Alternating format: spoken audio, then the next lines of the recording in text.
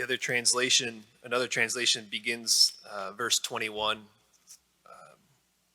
which was where our gospel begins today in the 10th chapter of Luke. That says, "At that very moment, Jesus rejoiced in the Holy Spirit." And then he gives this praise to the Father. But it just struck me this morning praying with this passage. At this very moment, Jesus rejoiced in the Holy Spirit. Well, what's this very moment?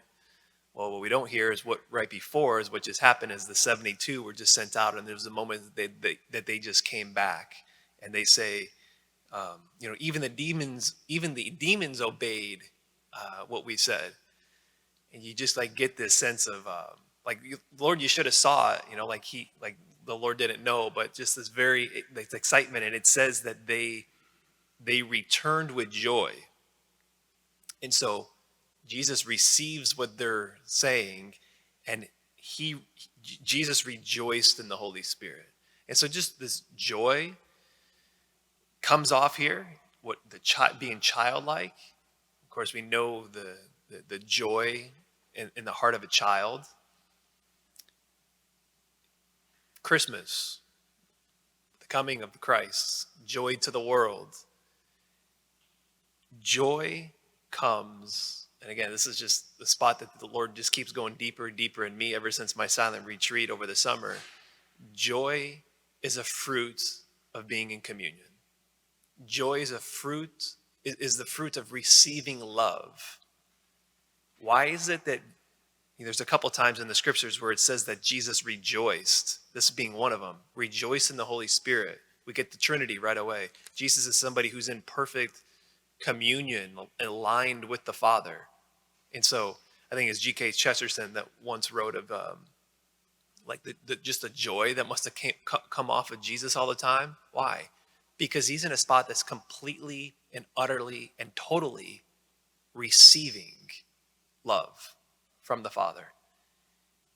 And so Advent, prep for Christmas. How can we enter into Christmas? How can we, these 4 weeks of Advent, enter back into, maybe more intentionally, like deeper communion with him, a deeper receiving? What's the fruit of that? Joy. What do we say about Christmas? Joy to the world. And the second thing, I think, with joy and increasing joy, again, we see Jesus says, "For although you have hidden these things from the wise and the learned, you have revealed them to the childlike." There's some, yesterday I was at home on the farm celebrating my nephew's birthday, and just with him, watching him open up gifts, he's just in the present moment. And there's a something about being childlike where you're able to entrust the bigger picture to God. And again, for me personally, over and over again, the Lord's been like, "Mark, don't take yourself so seriously.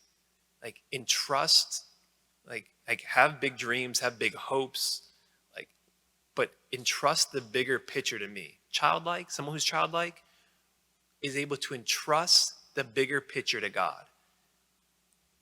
John Henry Newman says this. He says, a prayer John Henry Newman said is, "Keep thou my feet, Lord.